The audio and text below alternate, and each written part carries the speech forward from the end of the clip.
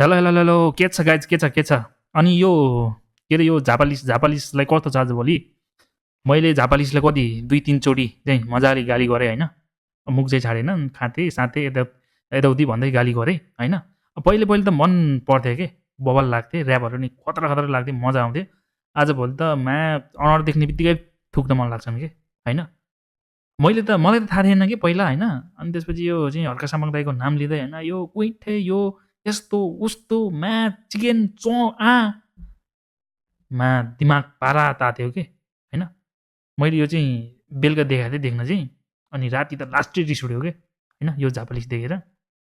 यसलाई त दिनुपर्छ होइन बिहान चाहिँ अब जस्तै हिँडेर जानुपर्छ ड्युटी त्यतिखेर दिनुपर्छ भनेर टक्क मोबाइल खेर ओइ खाँते दियो के यस्तो पनि हुनु हुँदैन कि होइन एउटा देश बनाउँछु भनेर चाहिँ लागि परेको मान्छेले यस्तो भन्ने हो तँलाई मन पर्दैन त ठिक छ त सपोर्ट नगर न होइन त्यो मुख छाड्नै पर्ने भन्ने जरुरी छ होइन के भएको हो कि यो घन्टीलाई सपोर्ट गर्ने सपोर्टरहरूको दिमाग भनेको छँदै छैनन् कि महाकुत्ता भोसुडीको के मन पर्दैन भने सपोर्ट नगर ठिक छ ओके होइन हामीले भन्नु केही छैन मुख नछाड्देऊ न होइन गाली नगरिदेऊ न जो पनि आउँछ गाली गर्छन् यार मेन चाहिँ यो झापालिस कुत्ता र यो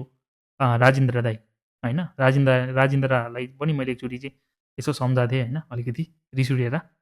उनीहरूले मुख छाडेर भन्न मिल्छ भने हामीले भन्न मिल्दैन होला त मिल्छ नि यार हामीले भन्न मिल्दैन को हो तिनीहरू त्यो पनि हामी जस्तै मान्छे हो कि साधारण मान्छे एउटा जनता डराउँदिए ल जस्तोलाई त्यस्तै के गर्नु होइन